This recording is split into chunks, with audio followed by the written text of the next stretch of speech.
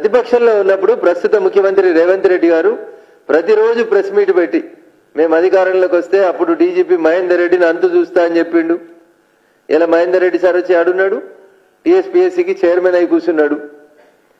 అసలు ధరణిని తెచ్చి పేద ప్రజలకు కష్టం తీసుకొచ్చిరు, మేము ధరణినే మొత్తం తీసేస్తాం, భూమాతను తీసుకొస్తాం, భూమిని కాపాడుతాం, పేద రైతులకు అండగా ఉంటాం, తప్పు చేసినని శిక్షిస్తాం. మరి తప్పు శిక్ష ఎడికెళ్ళి మొదలు కావాలి? చీఫ్ సెక్రటరీ సోమేష్ కుమార్ గారి దగ్గర మొదలు కావాలి. మొదలు కాలేదు. ఒకరోజు first page banner item, next second day Hetero సంస్థకి ఇచ్చినటువంటి భూముల మీద దర్యాప్తు. ఒక ఆశ్చర్యార్థకం, ఒక question mark. What is this? రాష్ట్ర సర్వోన్నత న్యాయస్థానం స్పష్టంగా చెప్పింది ఆ నిర్ణయాన్ని పునఃసమీక్షించమని. అప్పుడున్నటువంటి ప్రభుత్వం తప్పు చేసింది, తప్పుడు జీవోలు ఇచ్చింది. మీరు అధికారంలోకి వచ్చి 45-50 రోజులు అవుతుంది. ఎందుకు తడబడుతున్నారు? ఎవరి పని వాళ్ళు ఎందుకు చేయలేకపోతున్నారు? అధికారులకు ప్రాపర్ గా డైరెక్షన్స్ ఎందుకు ఇస్తలేరు? కేసు నమోదు చేసినాం. హెటిరో డ్రగ్స్ అనేటువంటి సంస్థ మీద కేసు నమోదు చేసినాం. ప్రభుత్వం వాళ్ళకి ఇచ్చినటువంటి భూమిలో పోయి ఇది ప్రభుత్వ స్థలం అని బోర్డు పెట్టుండ్రి. 75 గజాల లోపల ఇచ్చిన 59 జీవో మీదనేమో రిజిస్ట్రేషన్ లాపమని చెప్తారు. కానీ హైకోర్టు పునఃసమీక్షించమని చెప్పిన తర్వాత అక్కడ క్యాన్సర్ హాస్పిటల్ దగ్గర పనులు నడుస్తుంటే this land belongs to government అని బోర్డు పెట్టడానికి మనం ఇష్టపడతలేం. ఎన్ని వేల కోట్ల భూమి అది? మీరే చెప్తా ఉన్నారు, వేల కోట్ల భూములని పత్రికలకు లీకులు ఇచ్చి వార్తలు రాపిస్తా ఉన్నాం. Then what is your problem? ఎందుకు హెటిరో సంస్థకి ఇచ్చినటువంటి భూమి ఇల్లీగల్ అని రాష్ట్ర ప్రభుత్వం గుర్తించిన తర్వాత కేసు నమోదు చేసి ఆ భూమిని స్వాధీనం చేసుకోవడంలో మనకున్న అభ్యంతరం ఏంది? అంటే ఇంకేమైనా మాట్లాడుకుందాం అనుకుంటుర్రా? What is the reason why the cases are being pending? ఒక్క ఐఏఎస్ గురించి చెప్పాల్సిందంటే ఒక 100 మంది గురించి చెప్పొచ్చు. సోమేష్ కుమార్ గారు అంతే, రజత్ కుమార్ అయితే మీరు బాగా చెప్పిన కాళేశ్వరంలో ఇంజనీరింగ్ చీఫ్ గా ప్రత్యేక అధికారిగా ఉన్నాడు, బిడ్డ పెళ్లి చేసిండు, తాది కృష్ణ వాళ్ళ బిల్లు కట్టిరు, బిల్లు కట్టినోడు company contractor. Then where is the action? ఒక్క బ్యూరోక్రాట్ మీద కూడా యాక్షన్ ఎందుకు లేదు? రఘునందన్ రావు ఏ టోన్ లో మాట్లాడిండో అప్పుడు రేవంత్ రెడ్డి గారు కూడా అదే టోన్ లో మాట్లాడిండ్రు. ఏం చెప్పారు? బీహార్ బ్యాచ్ అంతా దోసుకపోతుంది అన్నారు. Then where is the action? Bihar road మీద లేదు, ఆంధ్ర రోడ్ మీద లేదు, తెలంగాణ వాళ్ళ మీద, దొంగల మీద ఎవరి మీద యాక్షన్ ఎందుకు లేదు? ఇది భారతీయ జనతా పార్టీ అడుగుతున్నటువంటి ప్రశ్న. కేసు నమోదు చేయడానికి మీకు ఎంత సమయం కావాలి? ఎందుకు వీళ్ళందరూ? రజత్ కుమార్ అట్లే ఉన్నాడు, సోమేష్ కుమార్ అట్లే ఉన్నాడు. ఇంకా దారుణం ఏంటంటే అరవింద్ కుమార్ గారు. ఏమైంది ఓఆర్ఆర్ మీద రేవంత్ రెడ్డి గారు? మీకు నాకు ఇద్దరికి లీగల్ నోటీస్ ఇచ్చింది కదా, ఇదే అరవింద్ కుమార్ అనే సారు. ఓఆర్ఆర్ లో టోల్ గేట్ లో అవకతవకలు జరిగినాయంటే 10 కోట్లకి నోటీస్ ఇచ్చింది కదా. So what is the action this government has initiated on ORR? ఉత్త అరవింద్ కుమార్ గారిని అక్కడి నుంచి ట్రాన్స్ఫర్ చేసేసినాం, అయిపోయిందా? చేతులు దులిపేసిరా? సోమేష్ కుమార్ గారు, రజత్ కుమార్ గారు, అరవింద్ కుమార్ గారు, రిటైర్డ్ అయిపోయిన వెంకటరామరెడ్డి సారు రింగ్ రోడ్ వంకలు తిప్పుతారు, రింగ్ రోడ్ టోల్ గేట్లు అమ్ముకుంటారు, నియో పోలీస్ పక్కన 100 కోట్లకి ఎకరంగా ఉంటారు. మీరు బ్యూరోక్రాట్లా ఇంకా బందిపోట్లా? ఏడికెళ్ళి వస్తున్నాయి మీకు ఈ పైసలన్నీ? ఏం చేస్తారు వీళ్ళంతా? ఒక ఆయన రిటైర్డ్ అయ్యి కాలు మొక్కి కలెక్టర్ పోయి ఎమ్మెల్సీ అవుతాడు, ఇంకొక ఆయన రిటైర్డ్ అయ్యి కాలు మొక్కి చీఫ్ సెక్రటరీగా రిటైర్డ్ అయిన పోయి ప్రత్యేక సలహాదారుడు అవుతాడు. ఒకవేళ కాంగ్రెస్ బీఆర్ఎస్ మధ్యలో ఏం సంబంధం లేకపోతే, బీఆర్ఎస్ ప్రభుత్వం అధికారంలో ఉన్నప్పుడు తప్పు చేసిన బ్యూరోక్రాట్లు వాళ్ళు తీసుకుపోయి ఎవరికైతే పంచినని మనం అలిగేషన్ చేసినామో, కేసీఆర్ కుటుంబానికి ఈ అక్రమాలలో వాటాలున్నాయని చెప్పినామో, వాటి అన్నింట్లో అసలు విచారణ మొదలు కాకపోతే తెలంగాణ సమాజం ఏమనుకుంటుందంటే కాంగ్రెస్ బీఆర్ఎస్ రెండు కూడా ఒక నాణ్యానికి బొమ్మ బొరుసులాగా ప్రవర్తిస్తున్నాయి అనుకుంటున్నారు.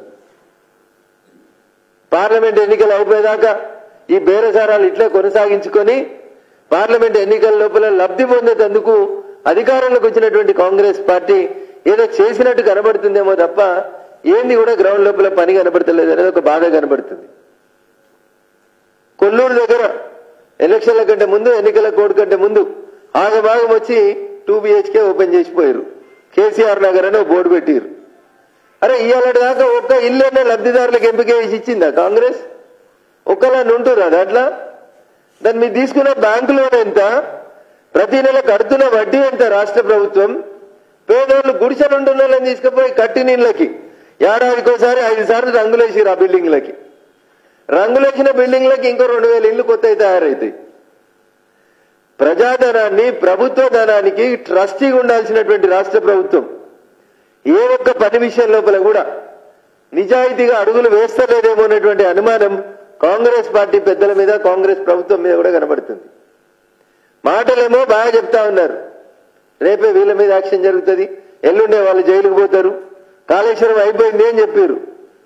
ప్రతిపక్షాలు ఉన్నప్పుడు రేపే సిబిఐ విచారణ కావాలని డిమాండ్ చేశారు. అధికారంలోకి వచ్చినాక ఇవాళ దాకా తప్పు లేదు. చాలా మంది టీఆర్ఎస్ ఎమ్మెల్యేల మీద మీరు అవినీతి ఆరోపణలు చేశారు. ఒకరి మీద కేసు నమోదైందా? ఒకరి మీద యాక్షన్ స్టార్ట్ అయిందా? ఎప్పుడు పడుతుంది? మీ తొలి అడుగు ఎప్పుడు పడుతుంది? మీకు ఈ బ్యూరోక్రాట్ల మీద కేసు నమోదు చేయడంలో మీకున్నటువంటి ఇబ్బందులు ఏంది?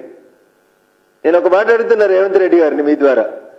చాలాసార్లు చెప్తారు రేవంత్ రెడ్డి గారు, రేవంత్ రెడ్డి అంటేనే రియల్ ఎస్టేట్, రియల్ ఎస్టేట్ అంటేనే రేవంత్ రెడ్డి, ఎకరాలలో కొనుక్కొని గజాలలో ఎట్లా అమ్ముకోవాలో నాకు బాగా తెలిసినోని, ఈ రాష్ట్రాన్ని ఎట్లా కాపాడాలో నాకు బాగా తెలుసు అని చెప్తారు రేవంత్ రెడ్డి గారు.